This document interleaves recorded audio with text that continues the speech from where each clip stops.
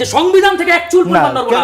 Fine fine, এই সংবিধানে আমরা থেকে তো বলি না ভাই, দাঁড়ান, আমরা নড়েছি তো। এই সংবিধান বলে বাংলাদেশের স্বাধীনতার ঘোষক শেখ মুজিবুর রহমান, বাংলাদেশ সংবিধানের 6ষ্ঠ তফসিলে এই যে স্পষ্ট লেখা আছে, কে?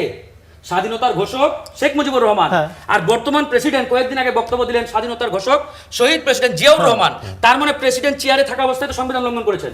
এই সংবিধান লঙ্ঘনের দায়িত্ব ওনাকে এখান থেকে ছুড়ে ফেলা দাও। ভাই আমি আপনাকে একটা কথা বলি, মানে যে ব্যক্তিটাকে সংবিধান আপনি যে কথা বলছেন দায়িত্ব দিয়েছেন তিনি তো সংবিধান লঙ্ঘন করেছেন রে ভাই। একটা কোশ্চেন আমরা ক্লিয়ার করি না, আমরা তো আলোচনা করি যে শপথ নেওয়ার পরে পরিষদ উপদেষ্টা পরিষদ শপথ নেওয়ার পর রাষ্ট্রপতি কিভাবে অপসারণ করা যায়, এটা একটু বলেন তো দেখি। আপনি যেটা বললেন যে কোন প্রক্রিয়ায় করা যায়, হ্যাঁ করা যায়, কিভাবে করা যায়? অফ কোর্স রাষ্ট্রপতি অপসারিত হলে স্পিকার হবেন, স্পিকার অপসারিত হলে ডেপুটি স্পিকার হবেন। এই যে গণবিপ্লব হলো, গণবিপ্লবের পরে এই যে অন্তর্বর্তীকালীন সরকার আসছে, এটা কিভাবে আসছে?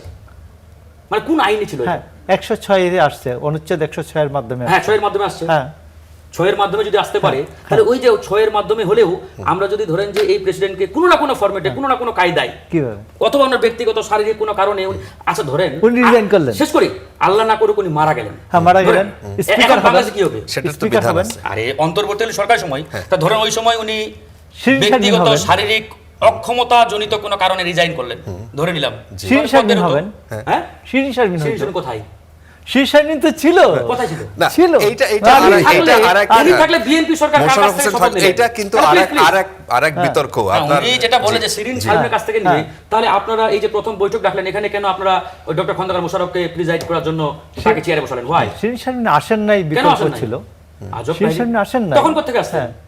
71 সালে। হ্যাঁ আরে ভাই 71 এ কেন যান? আমরা 26 এ আছি, 26 এ থাকেন। হ্যাঁ মানে আপনি ধরেন আরে ভাই আমি আপনি বলেন কোথায় আপনাকে হ্যাঁ ধরেন অন্তর্বর্তীকালীন সময়ে আপনি বলছেন যে শিরিন শারমিন চেয়ারে বসতেন, ফাইন।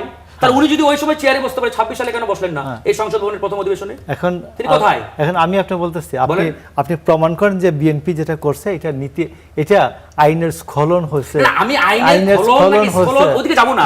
না না আপনি আইনের ব্যত্যয় হয়েছে, আইনের ব্যত্যয় না প্রত্যয়, আমি তো যাব না ওদিকে। আচ্ছা ওই আলোচনায় ঢুকলে সংবিধানের ভিতরে ঢুকতে হবে। আচ্ছা আচ্ছা আপনি যে আইনের ব্যাখ্যা দিচ্ছেন না ওই ব্যাখ্যায় গেলে শুনেন, এই যে আইন সংবিধান বারবার বলছেন না যে সংবিধান থেকে এক চুল পরিমাণ নড়বো না। ফাইন ফাইন, এই সংবিধানে আমরা থেকে তো বলি না ভাই, দাঁড়ান, আমরা নড়েছি তো। এই সংবিধান বলে বাংলাদেশের স্বাধীনতার ঘোষক শেখ মুজিবুর রহমান, বাংলাদেশ সংবিধানের 6ষ্ঠ তফসিলে এই যে স্পষ্ট লেখা আছে, কে? স্বাধীনতার ঘোষক শেখ মুজিবুর রহমান। আর বর্তমান প্রেসিডেন্ট কয়েকদিন আগে বক্তব্য দিলেন স্বাধীনতার ঘোষক শহীদ প্রেসিডেন্ট জিয়াউর রহমান। তার মানে প্রেসিডেন্ট চেয়ারে থাকা অবস্থায় তো সংবিধান লঙ্ঘন করেছেন। এই সংবিধান লঙ্ঘনের দায়িত্ব ওনাকে এখান থেকে ছুড়ে ফেলা দাও। ভাই আমি আপনাকে একটা কথা বলি, মানে যে ব্যক্তিটাকে সংবিধান আপনি যে কথা বলছেন দায়িত্ব দিয়েছেন তিনি তো সংবিধান লঙ্ঘন করেছেন রে ভাই। 15th অ্যামেন্ডমেন্টে অলরেডি হাইকোর্ট এই 15th অ্যামেন্ডমেন্ট বাতিল করেছে, এবং এইগুলো এই যে আপনি যেটা বলছেন চাইরের কো, এই যে সংবিধানে শেখ মুজিবের ছবি থাকবে, 7-এর ক খ এই যে বাতিল করা যাবে না, চেঞ্জ করে 7-এর ক খ বাতিল করা যাবে না, বাতিল করলে মৃত্যুদণ্ড, এইগুলো অলরেডি বাতিল হাইকোর্ট দ্বারা।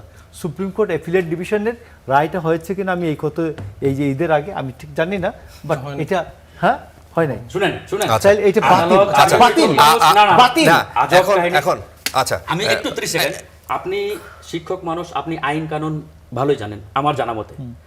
আদালতে বিচারাধীন কোনো বিষয় চূড়ান্ত রায় হওয়ার আগ পর্যন্ত আপনি যদি এটাকে জাজমেন্ট হিসেবে ধরে নেন, আসলে এর চাইতে মানে আমি সরি মানে এটা ওয়ান পয়েন্ট অফ অজ্ঞতা বলা যায়। হাইকোর্টে বিচারাধীন বা হাইকোর্টের রায় হয়েছে, আপিলেট ডিভিশনে বিচারাধীন, এটা আপনি কিভাবে জাজমেন্ট বলেন?